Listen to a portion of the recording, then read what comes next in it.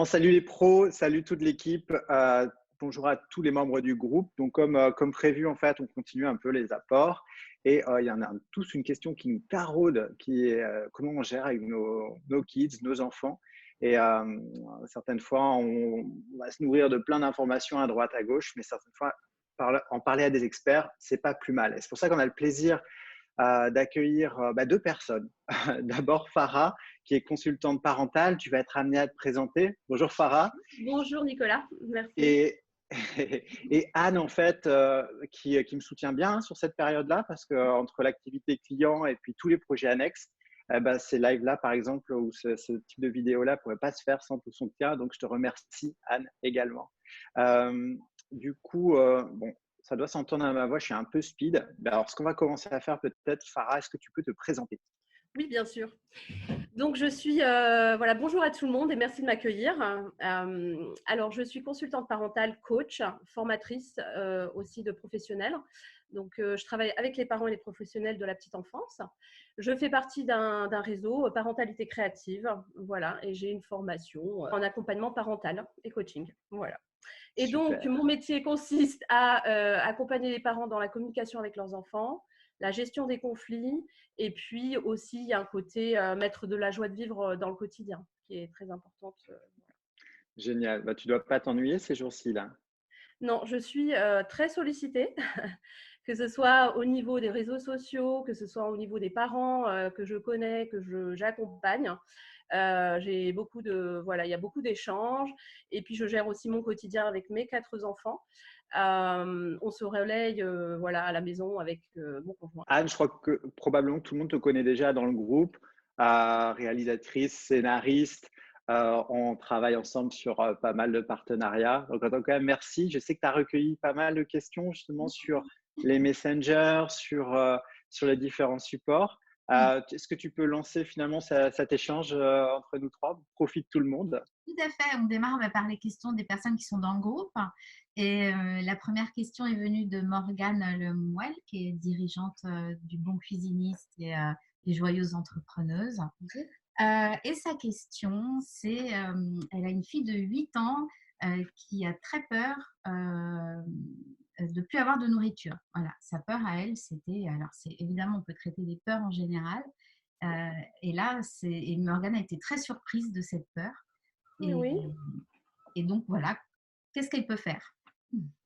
D'accord. Donc, en fait, la question concerne en fait la peur et les angoisses de nos enfants, et plus particulièrement ici, la fille de Morgane, sur la peur de ne plus avoir de nourriture.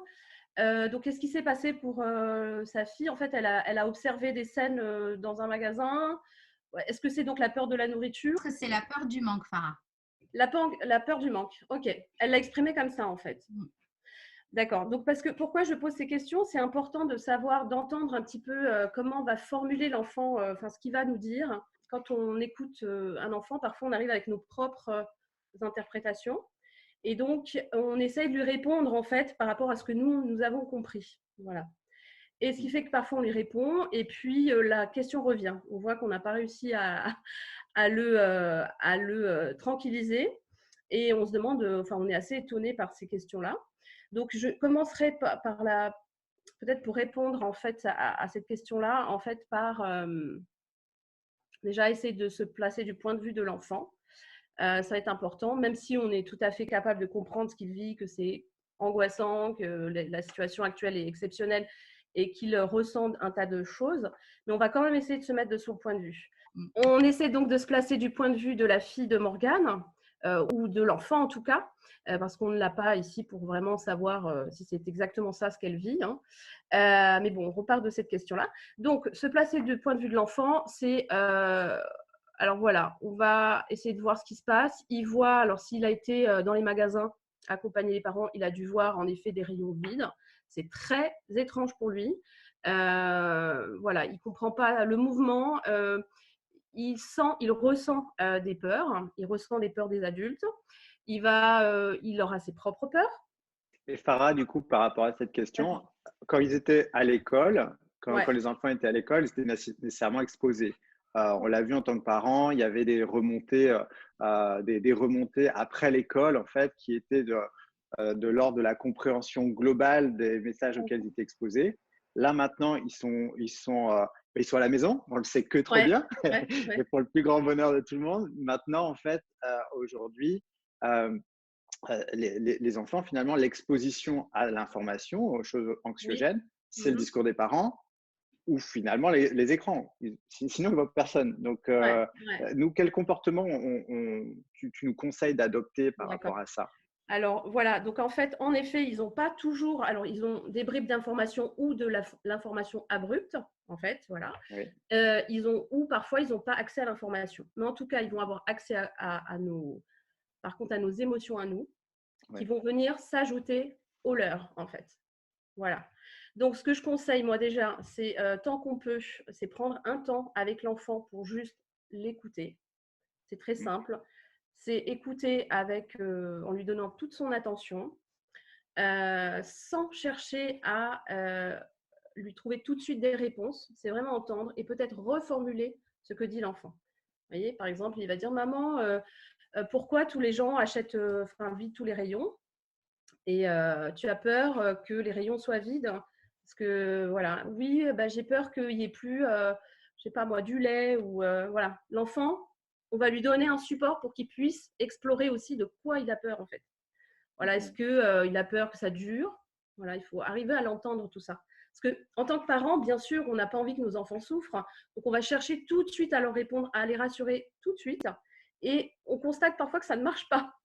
C'est ça en fait qui est étonnant, quoi. Ça ne marche pas.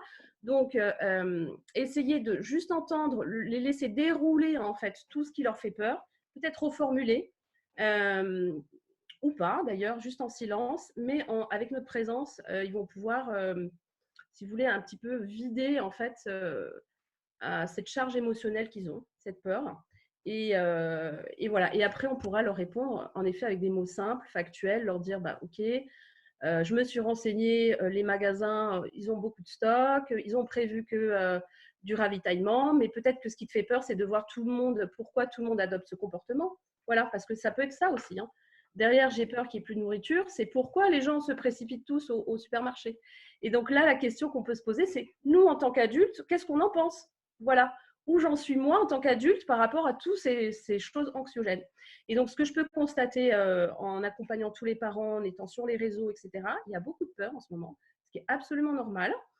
Et on essaye, on essaye en tant que parent de garder le cap, de ne pas montrer qu'on est effrayé en donnant l'exemple. C'est très bien et je trouve ça super que les parents essayent de ne pas d'éteindre, influencer leurs enfants avec leur peur. Je trouve ça chouette.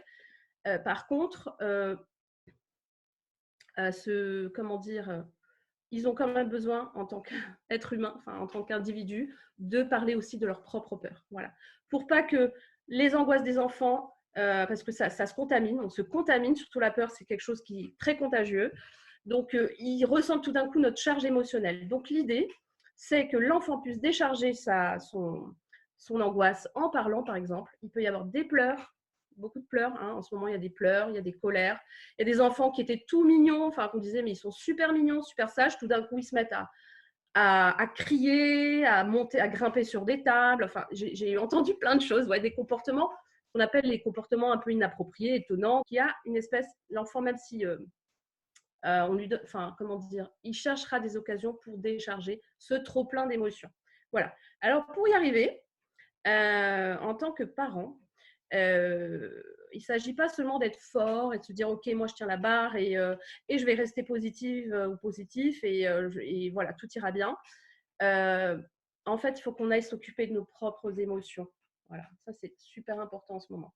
Et je pense que ça ne va pas nous déstabiliser, bien au contraire, que d'aller, par exemple, passer un coup de fil à une amie, un ami, pour dire combien on s'inquiète pour telle situation. Et ça permet de baisser les charges émotionnelles des adultes. C'est ça le but, pour faire de la place, en fait, en soi aussi. Pour deux choses. Un, pour accueillir les émotions de nos enfants, pouvoir les mmh, entendre. Et deux aussi, pour retrouver de l'énergie. Par exemple, j'ai eu une maman ce matin dans une discussion qui disait je suis vraiment désolée de déverser ma négativité ici. Alors, elle était très angoissée. Et alors, j'ai eu l'occasion de lui dire, enfin, j'espère que je l'ai rassuré en lui disant non, tu fais bien. Si c'est pas ici que tu peux le faire, voilà, je vois pas où, enfin, je vois pas où tu pourrais le faire ailleurs. Et puis, vaut mieux le faire tout de suite. Enfin, vaut mieux. Sinon, justement, en ne vidant pas son comment Son sac. son sac, voilà, merci, Joseph. Eh bien, ça ressort autrement ailleurs, voilà. Et à force de garder, eh bien, tout d'un coup, un jour, ça peut exploser. À un moment, on devient vraiment négatif ou déprimé ou on peut avoir des états un peu qui chutent, voilà. Donc, l'idée, c'est de vider un petit peu chaque jour, dès qu'on peut, quoi. Principe de l'hôtesse de l'air, finalement. Ah, C'est-à-dire que tu oui, la connais certainement, hein, oui, l'histoire du masque. D'abord, on va le mettre tout sur à fait. nous-mêmes Mmh. et ensuite sur l'enfant. Sinon, on n'a pas le temps d'aider l'enfant. En fait, Oui, ça revient à la même chose. C'est-à-dire, le parent, il s'occupe de lui en pouvant vider son sac. Je reprends l'expression un peu oui, triviale pour absolument, pouvoir justement avoir de la place pour accueillir l'émotion de son enfant. tout C'est le à premier fait, conseil que tu donnerais par rapport à ça. absolument. Vider son sac, moi, quand je t'entends, en fait, on peut le faire sur les forums, au téléphone, mais souvent, Oui, du coup, avec ce confinement, qu'on vit en appartement, en maison, peu ouais, importe, ouais, ouais. euh, on peut avoir le syndrome. Là, il fait super beau, c'est super, mais Mmh, de mmh, vivre les uns sur les autres, il faut mmh, avoir du coup des espaces à soi. mmh. Moi, je parle souvent de design du temps. Tu vois Ah que oui? tu as Ouais. des conseils par rapport à ça, de savoir comment structurer Comment? finalement un temps pour soi, un temps pour chaque chose. Alors en fait, c'est vrai que j'entends beaucoup de parents, enfin, qui essayent de mettre en place des plannings de la journée. Alors c'est super, c'est chouette d'essayer de Sur sauf le que papier. parfois ouais, voilà, c'est ça. Sur le papier, c'est super, mais parfois, ça va être compliqué un petit peu à mettre en place, comme vous avez pu peut-être le constater. Parce que venant un peu de… On a l'habitude d'un certain rythme, d'une certaine productivité, d'une certaine organisation. Or là, on perd complètement nos repères. On est dans un monde tout à fait nouveau, avec nos enfants. On va avoir plusieurs casquettes à gérer. Je dois être je vais devoir gérer la logistique, les repas, je vais devoir occuper les enfants, faire les devoirs avec eux, répondre aux clients, gérer ce dossier, voilà, trouver des solutions, etc. Et poum, poum, poum, poum, poum, on a des objectifs voilà, qui augmentent. Donc là, l'idée, ça va être d'essayer de baisser au fur et à mesure les objectifs et les exigences, de lâcher prise. Ça va être très important. Parce que de toute façon, je suis désolée, mais on ne va pas y arriver sinon. Voilà. Donc, dans un premier temps, essayer de lâcher prise sur des exigences qu'on a habituellement, par exemple, sur la maison, le ménage. En temps normal, on arrive à gérer, mais une fois qu'on est tous à la maison confinés, je pense que ça va être un peu plus compliqué de gérer une maison super bien ordonnée, rangée. Voilà. Donc, moi, je conseillerais déjà de revoir un petit peu à la baisse les attentes sur le ménage. Voilà. Mais ça peut être assez agaçant, hein, ouais, des jouets qui traînent, des vêtements pas rangés. Mais voilà, il faut s'attendre à ça, en fait. Il va y avoir de ça. Il va y avoir les jeux des enfants. Ils vont ramener dans le salon ou dans des espaces communs. Ils vont avoir besoin de ramener leurs affaires ou alors pour s'occuper, ils vont commencer à inventer des histoires et donc construire des cabanes. Ils vont avoir envie de sauter sur un lit. Bon, voilà, à vous de voir. C'est-à-dire essayer de voir comment arriver à augmenter votre seuil de tolérance en vous disant, OK, de toute façon, ça va être partout comme ça. Tous les parents vous vivent la même chose. C'est peut-être pas la peine, c'est peut-être pas le moment où je vais leur apprendre absolument l'ordre, etc. Bon, alors, il y a quelque chose que je n'ai pas dit tout à l'heure. Les enfants, par rapport à leurs angoisses, je reviens tout petit peu Ah, mais parce que vous allez tu as voir, raison de revenir. Ouais. ouais, parce que ça va toucher quand même l'espace. C'est que les enfants, il y a l'aspect rationnel, enfin les écouter. Puis dans un deuxième temps, essayer de rationaliser, leur donner des explications factuelles, de faits, quoi. Ouais. Mais il y a aussi le fait qu'ils sont ils ont très demandeurs de présence physique. Voilà. Ouais. Je ne sais pas si tu as pu le constater, Nicolas. Si. Ouais. Si, je fais des rendez-vous en duo ou en trio avec mes enfants, même. Ah d'accord. Ok. Ben Ouais, voilà. ouais. D'accord. Non, Et non, donc, je remarque en effet qu'il y a moi, si je prends un cas personnel, même si on n'est pas là pour un cas personnel, mais ça étaye ouais. cet exemple-là, c'est que euh, ma fille, si on sort pour mettre la poubelle, elle nous demande si on va revenir. Et Oh. donc, tu vois, elle nous court après, elle nous court après. Et on sent qu'il y a Mhm. un poids, en fait. Et bon, et je le partage avec d'autres parents, en fait, voilà, il n'y a pas de problématique majeure, mais on sent qu'il y a des choses qui ont changé et qu'en effet, il y a ce besoin de consacrer du temps. Donc, on a mis le curseur temps beaucoup plus haut. D'accord, super, super. Et c'est le curseur aussi de présence, en fait. C'est-à-dire qu'on va pouvoir… En fait, voilà, c'est ça. Ce que tu constates avec ta fille, c'est exactement ça. C'est qu'il y a besoin, pour se réassurer, de revenir souvent dans le giron du parent, tu vois, de revenir. Et la réassurance, la sécurité passe par la proximité et le contact physique. Voilà. Donc, si vous voulez vraiment aider vos enfants, essayez d'accepter qu'ils soient un peu pot de colle un certain temps et ça va les aider vraiment. Et donc, à un moment, ils viennent se recharger un peu comme des piles auprès de nous. Et puis, quand ils sont rassurés, ils repartent. Voilà. Après, moi, j'ai constaté une chose, j'aimerais avoir ton regard là-dessus, c'est que souvent, en fait, vu que les individus, les gens vont passer plus de temps avec leurs enfants, ne pas confondre le temps qu'on passe et puis le temps de présence réel à l'autre, en fait, la réelle présence, le temps de qualité. Ah, le temps de qualité, oui. Tu vois, parce que je pense que c'est important de le préciser parce qu'on a vite fait de se retrouver à vouloir justement avoir les mails d'un côté, la télé ou je ne sais pas quoi, dont on n'est pas trop écran, mais voilà d'un côté, et puis ainsi de suite. On se dit, on est ensemble, mais en fait, on n'est pas du tout ensemble. On est dans la même pièce, mais on ne l'est pas, quoi, en fait. Okay. Comment tu vois ça, toi? D'accord. Toi, comment tu le vis? Enfin, juste, tu le vis pour toi, tu as l'impression que vous n'êtes pas ensemble ou comment c'est? Moi, je suis un mauvais exemple parce qu'en fait, le confinement ou le fait de travailler à domicile ou d'être en déplacement ou avoir des contraintes un peu flexibles fait que je me suis déjà posé même dans les valeurs mêmes de mon entreprise ou les valeurs même de notre mode de fonctionnement familial, d'avoir ces temps de qualité, ces temps de présence dédiés, même si du coup, certaines fois, là, il y a une méga urgence, mais en même temps, la vraie urgence, la vraie priorité, là, c'est l'enfant sur ces créneaux-là.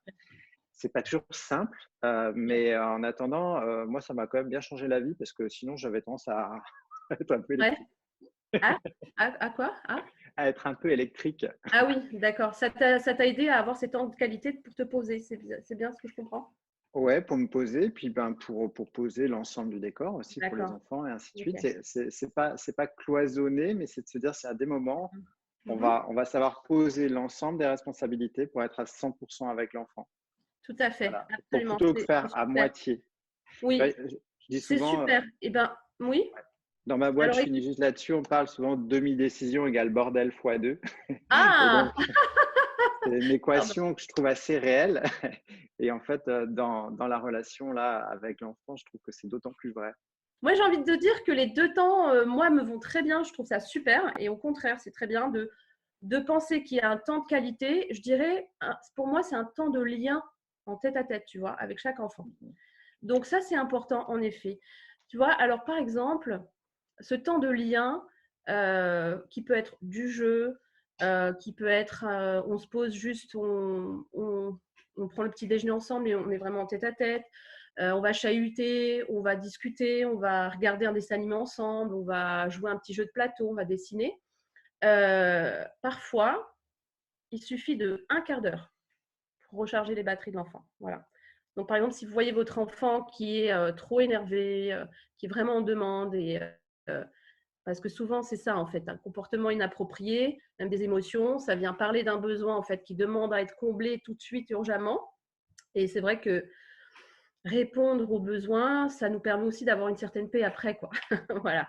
Donc, 1/4 d'heure de temps en lien où on est vraiment connecté à l'enfant, sans portable, sans rien, en étant vraiment à 100% avec lui, en lui donnant toute notre attention bienveillante, eh bien, ça suffit vraiment pour recharger des batteries, le ressourcer, en fait, ressourcer l'enfant. Alors après, je trouve ça chouette aussi de pouvoir partager du temps de présence, tu vois, un temps où on travaille ensemble, ou alors chacun fait ses petites activités.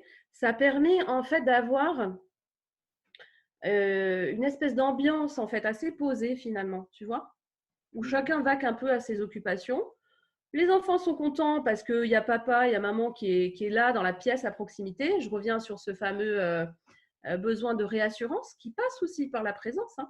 C'est pas forcément, je dois absolument lui raconter des histoires, l'occuper, voilà, lui trouver plein d'activités, etc. C'est pas ça ce dont ils ont vraiment besoin là en ce moment, c'est aussi de notre présence et quitte à ce que ça soit la journée. Alors, ce que j'ai envie de dire dans cet espace-là qu'on va partager, de toute façon, quand les enfants sont petits, c'est compliqué de leur demander d'aller jouer ailleurs, quoi. Ils reviennent de toute façon. Voilà, c'est un peu compliqué. Moi, je ne suis pas adepte de si tu vas dans ta chambre. Enfin, voilà. Par contre, ce qu'on peut imaginer, c'est en effet nous, adultes, se réserver quand même un espace de ressourcement. Donc, ça peut être déjà un espace où on va pouvoir s'isoler. Peut-être la chambre ou notre chambre à coucher. Ça peut être prendre un bain aussi. Et puis, ça peut être un lieu ressource aussi, quoi. Enfin, se trouver un petit espace de ressourcement. Surtout, par exemple, aussi si on est en colère. Oh là là, là, je suis dépassée, je dois aller vider ma frustration. Je peux aller, par exemple, dans ma chambre, prendre un coussin ou aller dire des choses, mais qu'on ne m'entende pas, quoi. Voilà, vider un peu le sac, encore une fois. Vaut mieux que ça soit à l'extérieur de nous qu'à l'intérieur, que ça bouillonne, quoi. Vraiment, moi, je suis adepte de décharge, enfin, qu'on décharge nos émotions, mais pas sur les enfants, parce que nos colères leur font peur quand même et viennent un peu abîmer. Voilà, ça peut rajouter du drame à la situation voilà, ou à leur peur. Histoire, quoi. Pour Vous moi, allez c'est dans vos voitures et vous criez fort et vous ça, revenez comme exactement. ça. Ouais, c'est ça. Tout à fait. On a le droit encore d'aller dans notre voiture. Je pensais aux personnes qui ont des jardins. Pourquoi pas s'imaginer de se faire un petit camping, histoire d'y aller tranquille, détendu, voilà, sous la tente, pour aller lire son bouquin quand le conjoint est là, ou enfin voilà, s'il y a du relais possible. Ensuite, ce que je peux constater donc dans les familles et chez moi, c'est qu'on peut faire du coworking. J'adore ce terme. Alors pourquoi? Parce que alors ça va pas durer toute la journée, mais par exemple, donc voilà, dans l'espace de coworking, ça peut être, en fait, moi je travaille avec mes clients. Mon enfant qui a 7-8 ans bricole un truc ou dessine ou lit une BD, voilà, et je l'ai prévenu bien sûr en amont. Alors, il y a une idée que j'ai trouvée super sympa, une maman qui, quand elle travaille et qu'elle ne veut pas être dérangée, elle met une casquette. Paf, elle met une casquette et elle a prévenu à l'avance ses filles que, ben voilà, quand je mets la casquette, il ne faut pas me couper, quoi. Voilà. Et en général, les enfants, ils comprennent. Voilà. Si on a un peu rempli leur réservoir affectif, on a répondu aux demandes du matin, voilà, on a passé un peu de temps avec eux, etc. Même un quart d'heure, je précise, si on les a écoutés dans voilà, ils vont être tranquilles. Et en plus, ce qui est chouette, c'est que ils vont entendre papa travailler, maman bosser, ils vont entendre des clients, voilà, ils vont peut-être s'intéresser à ce qu'on fait. Et ça peut être très formateur. Ça peut être super chouette. Moi, j'ai déjà travaillé avec, j'ai un garçon qui a 14 ans. Quand il est dans les parages et que je travaille à la maison, voilà, il s'intéresse un peu, on discute. C'est super intéressant. On a beaucoup d'échanges. Ouais. Alors, je comprends parce que je sais que mon fils m'entend beaucoup en ce moment au téléphone Ouais. parler aux clients, notamment chiffres, réajustement de budget et ainsi de suite. Et comment dire, et du coup, il fallait trouver des occupations. Donc, on s'est mis à faire des bracelets. Et Oh sur ces bracelets, maintenant, en fait, il essaye de savoir combien il faut qu'il en vende pour certaines choses qu'il veut faire cet été, tu vois. Génial. Et ça prend du sens. Absolument. Ça prend du Et, sens. Bon, ouais, du coup, Anne, il a bien vu que tu voulais en acheter. Ah Et oui, on n'est pas raccord sur le prix parce que là, il veut les vendre très, très cher. j'ai pas reçu le j'ai devis. raison. J'ai pas reçu le devis, donc je peux rien dire. Moi, Eh ben, c'est J'essaie de lui. génial. mais une Oui. question par rapport aux colères où tu dis quand le parent se sent pressurisé qu'il a besoin d'aller crier, il va s'enfermer sous sa couette ou dans sa voiture, en tout cas s'isoler pour se ressourcer. Et du coup, quand un enfant, quand un enfant est en colère, qu'est-ce qu'on fait? Est-ce qu'il a besoin aussi de son espace ou est-ce qu'il faut au contraire être à côté de lui? Alors, par rapport aux colères des enfants, aux émotions, donc moi, je suis, comment dire, partisane de cette idée, de cette théorie, en fait, de ce concept qui dit que les émotions sont des processus physiologiques de guérison. Voilà. C'est-à-dire qu'on a ça en nous et c'est pas pour rien. Et qu'en fait, ça nous permet de sortir ce qu'on a à l'intérieur. Et donc, par exemple, pour les pleurs, on sait très bien aujourd'hui que quand on pleure, on dégage des toxines, du cortisol, pardon, des hormones de stress. Donc, on en retrouve dans les larmes. Pareil, quand on est en colère, qu'on a une frustration, qu'on est en colère contre quelqu'un, on a une énorme tension qui s'accumule dans le corps et elle a besoin de sortir. Ce qui fait que souvent, ça va être par les bras. Même nous, adultes, quand on a une colère, on est tout de suite, enfin, souvent, on sent une tension dans les bras, dans le cou, etc. Et, et les enfants ne sont pas en reste, ils ont un besoin de décharge. Et en effet, tant qu'on peut, hein, parce que c'est pas évident, on nous dit souvent accueillir les émotions, etc. Parfois, c'est des besoins tout simplement physiologiques qui demandent voilà, une frustration. Bon, on peut y revenir. Donc, on peut différer une colère, mais sachez qu'elle reviendra de toute façon. Voilà. Parce qu'il vit de la frustration ou des émotions très fortes, et particulièrement aujourd'hui, en ce moment. Donc, alors ça nécessite, dans mes ateliers, c'est quand même 2h30 d'atelier. Donc, c'est pas simple, vous voyez. En fait, je peux vous donner des astuces, mais en espérant que ça va être aidant. Mais voilà, c'est un accompagnement, c'est-à-dire que l'enfant va décharger un quart d'heure. En général, c'est un quart d'heure. Et ensuite, c'est suivi d'un câlin. Une question, c'est vrai qu'en ce moment, en fait, donc les parents découvrent un certain niveau de contraintes différent, alors, qui est temporaire pour certaines contraintes. Déjà, le fait d'accueillir la situation. Et en fait, la suite, ça va être de s'organiser. Donc, ils ont ces plannings finalement qui sont chargés avec des arbitrages de choix et certaines fois une demande des enfants qui est aussi forte parce que c'est un peu les vacances, mais en même temps c'est un peu bizarre. Et il y a plein de facteurs qui rentrent comme ça. Et je sais, en tout cas moi, je sais que je l'ai fait même pour mes enfants et je me suis dit, oh là, est-ce que je suis en train de faire une bonne chose? C'était de conditionner, de rentrer un peu dans cette logique de carotte. Là, si tu laisses bien papa tranquille, ce soir, tu auras telle ou telle surprise. Et puis, en fait, je me dis, là, niveau surprise, en fait, c'est en train de se transformer peut-être en dû. Alors, je sais que je ne suis pas un cas unique en plus, c'est pour ça que j'en parle. Est-ce que je ne suis pas en train de créer une sorte d'engrenage un peu bizarre? C'est une question qu'on peut se poser. Oui, c'est intéressant. Ouais. C'est bien, je crois qu'on a un peu la réponse. Non, mais oui, en effet, c'est-à-dire que les récompenses, c'est très compliqué. Déjà, c'est un système et un système de récompense, ça demande de l'ingéniosité parce qu'à un moment donné, la valeur de la récompense doit augmenter, quoi. Enfin, elle augmente. C'est-à-dire qu'en fait, qu'est-ce qui se passe dans le mécanisme de la récompense? C'est que quand elle vient de nous, ça va être une motivation qui est extérieure à l'enfant, en fait. On va essayer d'obtenir quelque chose de lui et il ne va pas forcément avoir envie de le faire. Voilà. La visite. Ouais, de la visite. Et donc, parfois, c'est pour aller vite parce qu'on se dit, OK, voilà, je vais obtenir tel comportement, j'ai besoin de calme, etc. Je vais lui proposer ça en échange. Bon, si c'est une fois, pourquoi pas? Mais comme tu as pu le constater, peut-être, enfin sûrement, je pense, c'est que ça ne marche pas sur le long terme. Au bout d'un moment, ça s'essouffle.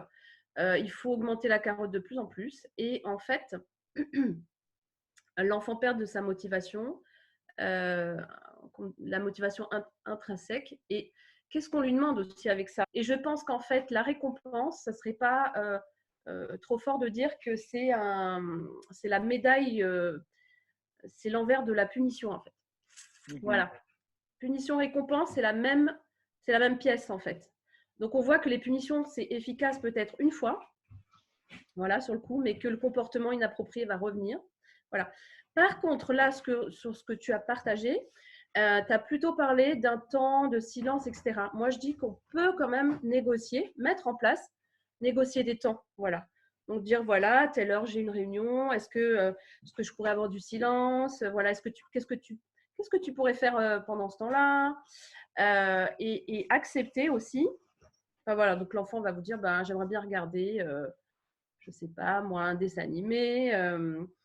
Ok, est-ce que tu peux… Enfin, alors après, soit il est dans sa chambre, ou s'il est dans les parages, on peut négocier le volume sonore.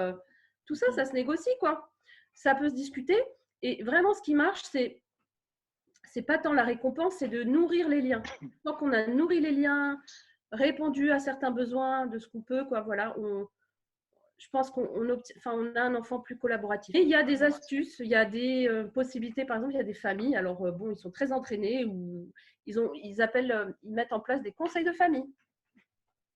Ok. Conseil de famille, on se réunit, même avec les plus jeunes, on a un petit bâton de parole, ça peut être, je sais pas moi, un crayon, avec un bout de ficelle, voilà, on ritualise un petit peu parce que c'est toujours plus ludique.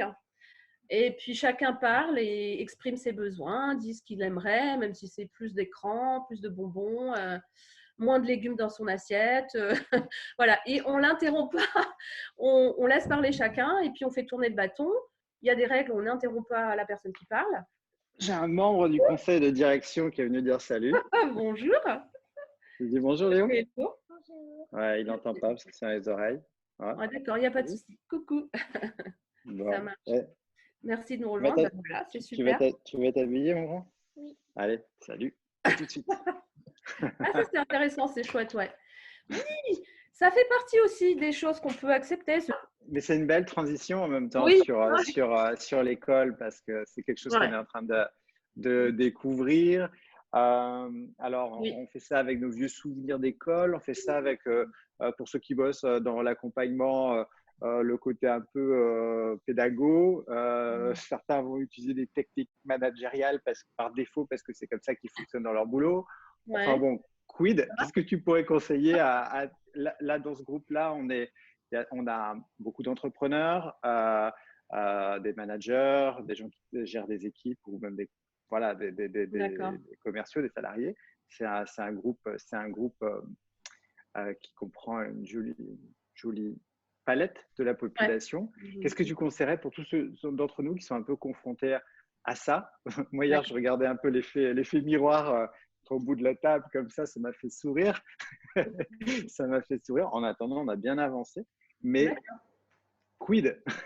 Ok. Alors, déjà, ça va être de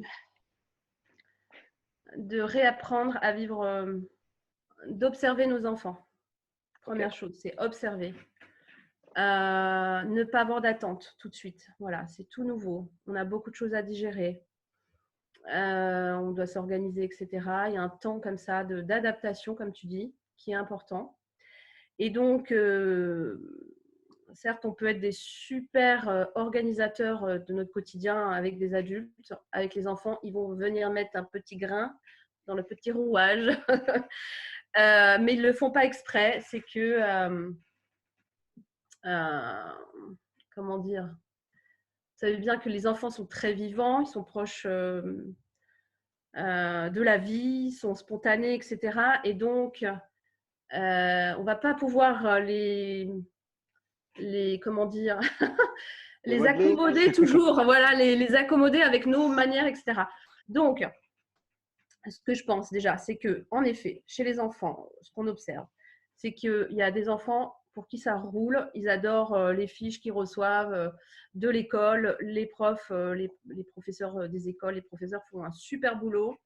Ils essayent de les rendre… Ouais, voilà, c'est ça. Et ils essayent de les rendre hyper autonomes. Donc, il y a des enfants, ils adorent, ils découvrent les fiches, ils ont fini en très peu de temps. Et donc, c'est ce qu'on constate. Il y a des familles et un enfant qui réussit, enfin, qui va tout faire. Et puis l'autre, ça va être vraiment, il va juste freiner les cas de fer. C'est même pas la peine, quoi. Voilà.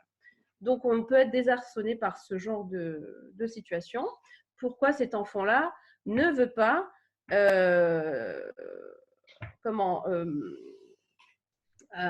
obéir aux consignes, s'exécuter, pourquoi il ne veut pas faire les devoirs, pourtant c'est important, etc. Donc, déjà, sachez, enfin, j'ai envie de vous dire que ce n'est pas un mois ou je ne sais pas, quelques semaines dans la vie d'une personne, si ce n'est pas ces semaines-là qu'on va vivre de confinement, ce n'est pas ça qui va faire qu'ils vont échouer ou réussir dans la vie, dans leur vie entière. Voilà. on a à tout moment la possibilité de réapprendre, etc. Et donc là, ça peut être même un temps pour mettre un peu le cerveau au repos et digérer un peu tout ce qui se passe. Voilà. Donc, pourquoi je vous dis ça? Parce qu'en fait, c'est une expérience que j'ai eue en tant que maman qui a eu donc, 3 enfants à la maison pendant 4 ans. On a fait instruction en famille.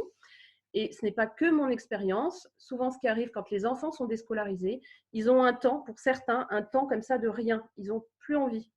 Voilà, donc c'est juste normal. Je ne vous dis pas de plus rien faire ou voilà, de tout laisser tomber, mais c'est juste vous dire que c'est normal. Voilà. Il y a aussi nos propres attentes. Parfois, nos attentes de parents, notre peur de oh, mais qu'est-ce qu'ils vont devenir, enfin voilà, on aimerait tellement qu'ils réussissent, etc., que ça charge une certaine attente et les enfants la ressentent, cette attente-là. Voilà. Ils ressentent nos attentes et ça peut être assez paralysant. Voilà, il y a ça. Ensuite, c'est ce que tu disais tout à l'heure, Anne, on ne nous demande pas d'être des enseignants. On ne nous demande pas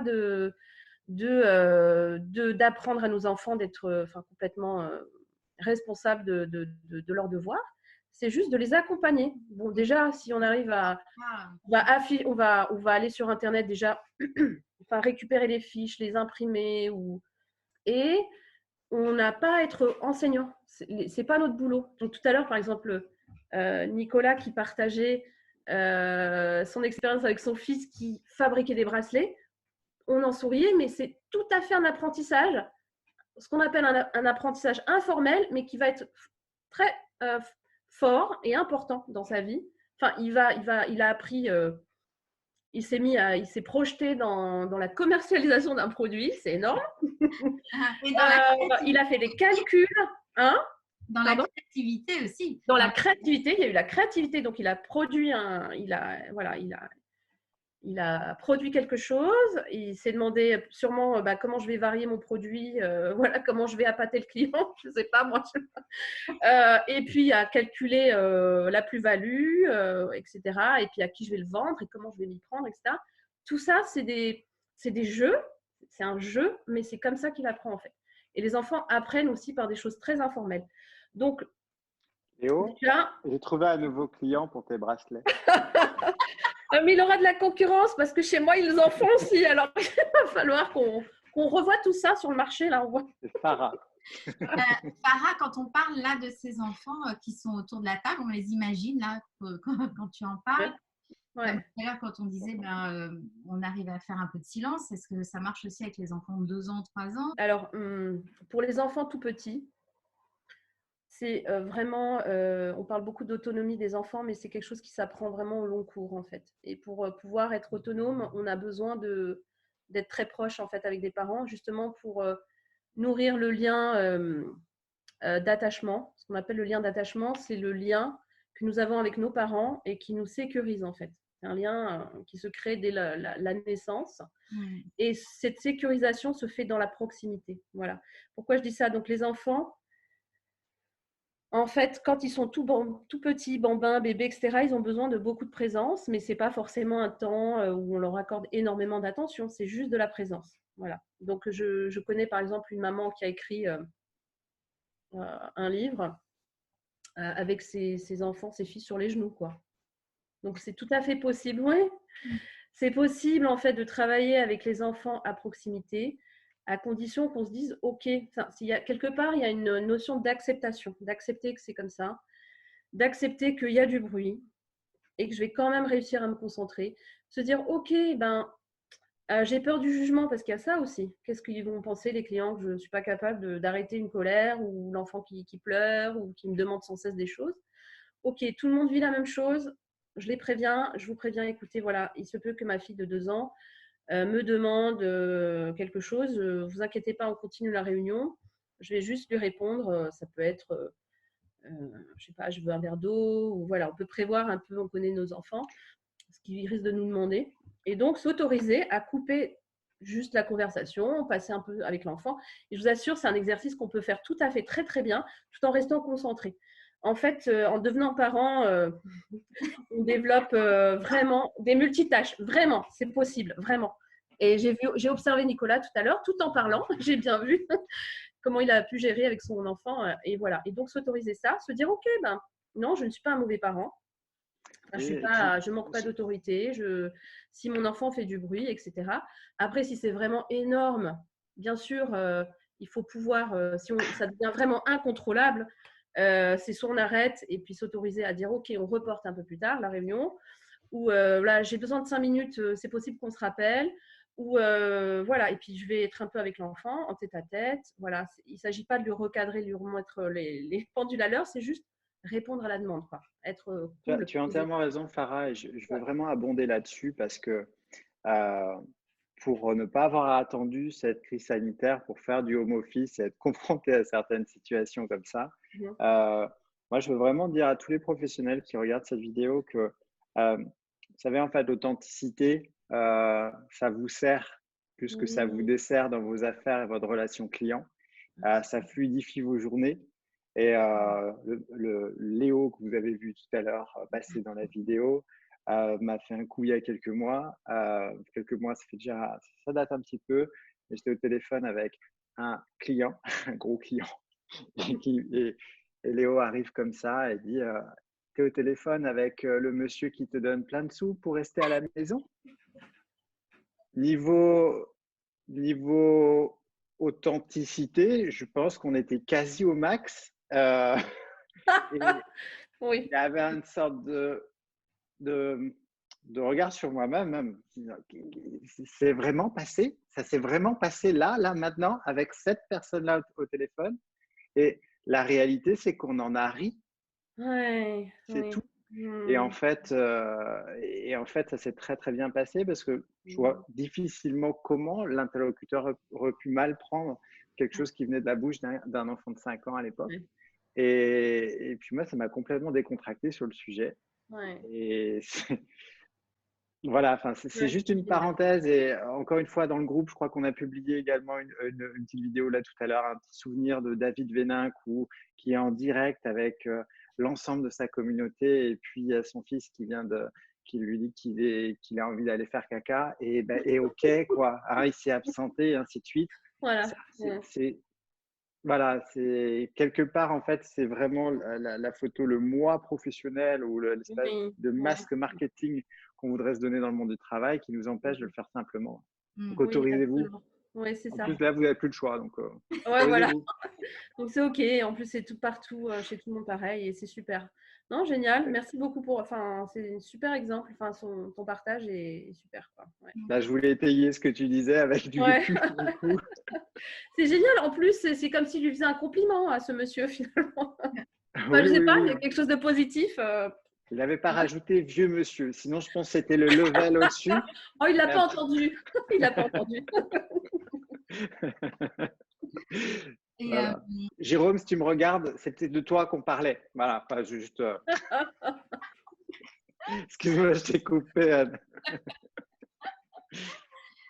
donc, dans le groupe, je disais, il y a peut-être des parents qui comment ont leurs enfants à distance. Ce que j'ai envie de dire, c'est qu'un adolescent ou un jeune adulte a ce moyen de te signaler, en fait, de te dire, tu vois, Mm. que tu lui manques ou qu'il aurait besoin de passer plus de temps. On va aller vers autre chose que tout d'un coup, il se peut qu'il y ait des pics d'envie, enfin, tout d'un coup, une envie de passer 1 heure avec toi au téléphone, tu vois. Mm. Et puis d'avoir des discussions qu'on n'a pas eues jusque-là ou qu'on a eues il y a longtemps. Et donc, ce temps-là, voilà, il va un peu s'allonger comme ça et on va un peu plus prendre le temps dans les relations. Donc, ça, c'est un côté positif. C'est qu'on va prendre plus de temps dans les relations. Et donc, se poser la question, est-ce que peut-être que c'est moi qui ai besoin d'être rassurée? Et c'est formidable et on peut l'exprimer aux enfants. Hein. J'ai besoin d'être rassurée et j'ai surtout Mmh. envie d'arriver à les rassurer. Tu vois. Ok. Eh bien, poser tout simplement la question. Est-ce que, encore une fois, on revient à cette histoire de vase communicant, tu sais, dans les émotions. Ils vont bien vouloir, je pense surtout pour les plus grands, j'ai pu observer ça, ils vont bien vouloir se poser sur nous un petit peu, tu vois, se reposer sur nous, côté émotionnel, s'ils sentent qu'il y a la place pour ça. Si dans notre question, est-ce que tu as besoin d'être rassurée, mais en fait c'est moi qui ai besoin en tant que maman d'être rassurée, ils vont vouloir nous protéger un petit peu, tu vois. Et donc, ils vont pas forcément le faire. Mais bon, après, c'est normal qu'on soit inquiet, etc. Mais quelque part, essayer peut-être d'aller un peu vite, enfin, s'occuper de cette inquiétude en parlant avec une amie. Moi, je trouve ça très efficace. Parfois, un quart d'heure ou 20 minutes ou une demi-heure de décharge comme ça, de on parle, et puis l'autre nous écoute. Ça permet après d'arriver avec moins d'attente. Parce que dès qu'on a beaucoup d'attente, l'autre fait oups, je te mets un peu à distance, là, c'est trop pour moi. Voilà. Donc, voilà. Et là, tu vois, te rendre disponible pour l'enfant et lui poser la question, est-ce que tu as besoin, de quoi aurais-tu besoin? Voilà, par petites touches. Anne, tu m'as posé la question sur les adolescents tout à l'heure et je n'ai pas répondu. Donc, Oui, il faut que je réponde quand même. parce que je pense qu'on Donc, en a dans le groupe, c'est pour oui, ça. absolument, c'est important. Par rapport aux devoirs des adolescents. Donc, alors voilà, ce que j'ai envie de passer comme message, c'est de dire que, en effet, comme tu disais Nicolas en introduction, nos cours sont très très loin. Et que je défie quiconque de pouvoir m'expliquer le théorème de Pythagore en 2-2, là, tout de suite. Même si on a fait des super études. Bon, il faut un petit temps. Chut, de quoi?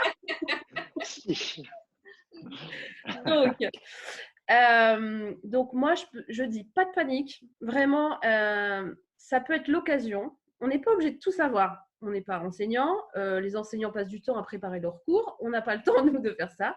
Par contre, ce qu'on peut faire, qui peut être très sympa, c'est de se poser avec notre adolescent et de faire des recherches ensemble. Voilà. Et de réapprendre. Il y a des choses que j'ai appris avec mes enfants, que j'avais passées dans ma scolarité, je ne sais pas, pour X raisons, où je ne m'en souvenais pas. Et le fait d'essayer de les accompagner dans leurs apprentissages quand on était en instruction en famille, c'était de me replonger sans complexe dans des sujets voilà, que j'avais oubliés, etc. Et d'apprendre, en fait, j'ai appris avec eux. Pareil, certaines lectures, j'ai profité avec mon ado, il avait une fiche de lecture à faire sur Sartre, un livre que je n'avais jamais lu, je l'ai encouragé à le prendre en disant mais je vais lire avec toi et puis on va faire ça ensemble. Et c'était l'occasion quoi de replonger. Donc c'est pas grave si on ne sait pas, c'est pas grave. Et justement, si on fait ça, ce travail d'apprentissage avec notre enfant, il va voir comment on fonctionne. Parce que chacun apprend de façon différente. Voilà, et ils vont apprendre à apprendre en fait. Ils vont nous observer, on se ressemble. On a des fonctionnements un peu similaires. Donc ça peut être une chouette piste que d'essayer d'apprendre avec eux. Voilà. Et est-ce que, vu Ouais. qu'on sait que transmettre, comment dire, une connaissance, c'est d'apprendre deux fois finalement, c'est-à-dire un enfant qui va transmettre va nécessairement imprimer mieux, c'est se mettre presque au niveau de l'élève, enfin, au Oui, niveau de l'enfant, de manière à ce que ça soit lui qui prenne, entre guillemets, le lead là-dessus pour nous apprendre des choses. Est-ce que tu trouves que absolument. il Ouais. n'y a Ah non, pas de c'est piège génial. là-dedans? C'est OK? OK, Oui, c'est OK, très bien. c'est super. Je trouve c'est justement un exercice pour observer comment on apprend nous-mêmes en tant qu'adultes. Mhm. C'est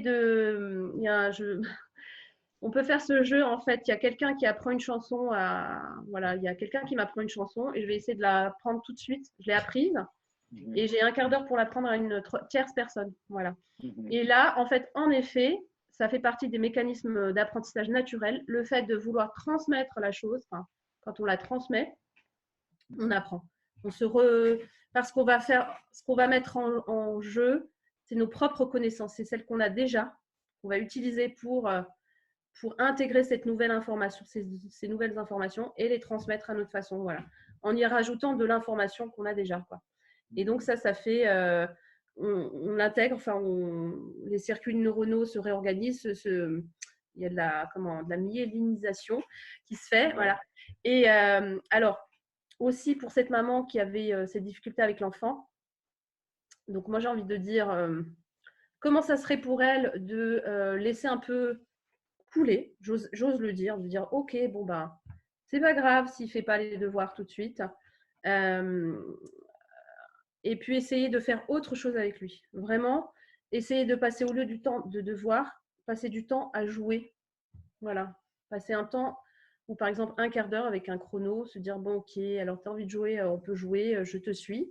C'est lui qui prend un peu les rênes, comme tu disais, prendre un peu, laisser un peu le pouvoir à l'enfant, mais pas sur nous, c'est juste sur le moment, l'instant, quoi. Oui, parce que si tu dis aux parents là, qui regardent Oui, qu'il faut laisser les enfants prendre le lead et que ça dure plusieurs mois, ah non, là, non, non, c'est 15 minutes. Voilà. Et ok, tout le reste, voilà, 15 minutes et le reste, c'est de la négociation. Voilà. ok. Voilà. Non, c'est-à-dire que avant de s'attabler à faire des devoirs avec les enfants pour qui c'est très compliqué, c'est essayer de lâcher prise en se disant il ne va pas rater sa vie. De toute façon, un cerveau, on ne peut pas l'empêcher d'apprendre. Si je vous dis tout de suite là, arrêtez d'apprendre, je pense que ça va être compliqué. Même moi là, enfin, je pense qu'on est tout le temps en train d'apprendre quelque chose. Les enfants observent beaucoup. Il y a encore une fois ces histoires de vases communicants. Il se peut bon, je vais faire un tout petit peu une petite touche de psychologie. Il se peut on peut se poser cette question un peu pour explorer. Avec mon enfant numéro 1, ça se passe super bien. Ok. Mon enfant numéro 2, c'est plus dur. Bon, ok. Alors, est-ce que ça me parle de quoi? Est-ce que pour moi, les devoirs quand j'étais enfant, ça se passait comment? Déjà. Il y a des fortes chances qu'ici, pour moi, quand j'étais enfant, j'ai eu du mal à faire les devoirs avec mes parents, etc. Il se peut que ça vienne réveiller, enfin, que ces nouvelles, enfin, que ça se répète un petit peu. Voilà, vous voyez, que cet enfant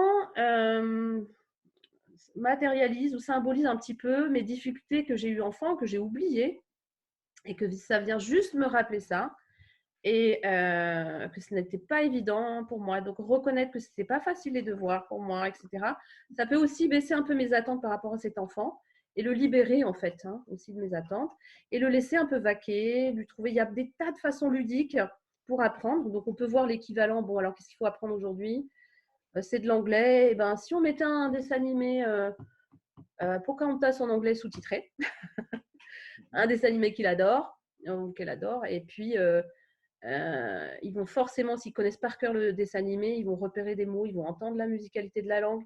Voilà, il y a des moyens ludiques. Je pourrais donner des liens aussi de sites. J'en ai récolté quelques-uns. Le message que j'ai envie de passer, c'est essayer de se détendre, de se dire, OK, mon enfant de cette période, il va apprendre plein de choses. Et avant tout, pour les apprentissages, on ne peut pas apprendre s'il y a du stress, c'est impossible. Voilà.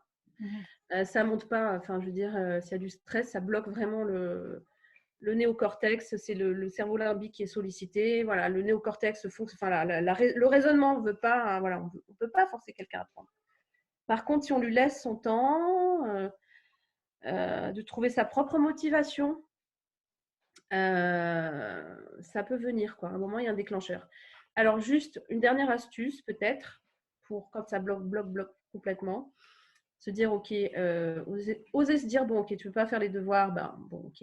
Par contre, ce que je peux faire, et il y a une amie donc, à Milan qui l'a fait, donc merci mon amie pour cette astuce qui a fonctionné pour elle, c'est qu'elle a pris un classeur et toutes les fiches, donc depuis, ça fait plus de 3 semaines qu'ils sont confinés, hein. Ouais. Elle a pris un classeur et donc depuis 3 semaines, son fils qui a 9 ans ne voulait pas faire les devoirs, ça ne l'intéressait pas. Bon. Elle a beaucoup de lâcher prise, hein. Elle a dit OK, bon, je ne vais pas. Voilà. Donc, ils ont passé la première semaine, ces garçons se sont beaucoup bagarrés. La deuxième semaine, ils ont regardé beaucoup de dessins animés. Et puis, ils en ont eu marre. Et puis, voilà, ils étaient beaucoup très présents avec leur maman, à solliciter beaucoup d'activités, etc. Bon, OK. Et puis là, elle avait rassemblé, en fait, chaque jour, elle prenait les fiches des enseignantes qu'on leur envoyait et elle les a classées. Voilà. Surtout que j'ai constaté ça chez moi aussi. Les enseignants, les pauvres, ils ont tellement de boulot. Ils envoient une première fois une info, une deuxième fois, ah non, je me suis trompée de fiche, etc. Donc, elle a fait ce travail déjà de centraliser, de mettre dans un classeur, de le décorer. Et puis, le classeur a traîné un peu dans la pièce principale. Et tout d'un coup, l'autre jour, son fils a dit, bon, maman, j'ai envie de voir les devoirs. Et il s'est mis donc de 10h le matin jusqu'au soir, enfin, ou de, je sais pas, midi, jusqu'au soir 20h, quoi. Okay. Il n'a pas décroché. Donc voilà, les apprentissages, ce n'est pas forcément quelque chose de régulier, tout le temps, tous les jours la même chose, même si on a l'impression de ça, parce qu'on est dans un système scolaire, c'est comme ça. Bon. C'est que apprendre naturellement, il y a des pics, paf, tout d'un coup, il y a un déclic, c'est un peu comme nous, quoi. Ça va, il faut que ça vienne d'eux, en fait. Il faut que voilà, c'est mieux. Voilà, ils trouvent le sens et puis la motivation. Ouais. En parlant de sens, je pense que tu as mis déjà beaucoup de valeur pour cette première émission, en tout cas, et je te remercie vraiment de toute cette valeur, puisque c'est une discussion qui est vraiment informelle où on trouve plein de petites pépites quand même qui viennent des fois casser des choses qui nous sembleraient logiques. Mais c'est expliqué avec sens. Et vraiment, je t'en remercie. J'espère que ça aidera les parents présents dans ce groupe et de manière à affiner un petit peu les choses. Moi, le temps des devoirs, pour le coup, arrive dans l'espace de coworking que tu évoquais tout à l'heure. Et du coup, moi, ce que je te propose, c'est bien sûr, de rejoindre dans le groupe. Et puis, si tu es OK, qu'on poursuive nos discussions en off pour voir si on peut se revoir. Et puis, sur certaines interventions ou certaines thématiques précises, qu'est-ce que tu en penses? Absolument, je suis partante. Là, je veux bien intervenir, passer un petit peu de temps sur le groupe. Je vais m'organiser aussi, voilà. Je vais composer un petit peu mes journées. Voilà, c'est chouette. Oui, parce qu'il y a encore des points à développer. Et puis, ce qui serait chouette, c'est d'avoir justement des questions et des échanges. J'ai beaucoup l'habitude d'échanger avec les parents, de leur poser des questions, comme j'ai pu vous le faire. Ça aide en fait aussi à trouver des solutions, parce que je n'ai pas, moi, des recettes. Voilà, on les construit ensemble. Voilà. Mais c'est chouette. Voilà, je suis très contente. Merci beaucoup de m'avoir accueillie et de m'avoir proposé d'intervenir. Voilà. Et juste pour le groupe, certains sont dans les métiers de l'accompagnement, d'autres pas. Vous savez à quel point c'est difficile quand on est sur des sujets qui se traitent en sur-mesure, ok, la difficulté que c'est d'expliquer des informations qui peuvent être généralistes, dans lesquelles on va se retrouver ou pas. On va se dire, oui, mais moi, dans mon cas de figure, et sur cet exercice, tu t'es quand même bien débrouillé. C'est pas toujours simple. C'est pas toujours simple d'avoir quelque chose qui s'adapte à tout le monde sans que ça soit creux. Parce qu'on veut, surtout quand c'est des informations qui sont souvent sur mesure et rarement avec des recettes magiques. Bien sûr. Ouais. Bon, il y en a quelques-unes, hein, mais… Moi, j'ai une idée pour une prochaine. En fait, on a beaucoup parlé de l'enfant qui n'a pas envie et puis du coup de motiver, de lui apprendre à renouer avec sa motivation et le sens et tout ça. Et puis, par contre, là, il y a des ados qui sont en train de passer le bac français, le bac, et qui sont là, par contre, en stress parce qu'ils ont un examen et ils ne sont pas en cours. Et donc là, dans le groupe, on a aussi des parents qui sont dans ce cas-là. Donc voilà, je propose ça pour la prochaine fois déjà comme question. Ok, très bien. Allons-y, on retrousse les manches et on y va. Merci en tout cas pour votre temps précieux. On sait tous que nos emplois du temps sont paradoxalement excessivement chargés. Donc, je vous dis à très vite. À très bientôt, merci. Merci, salut.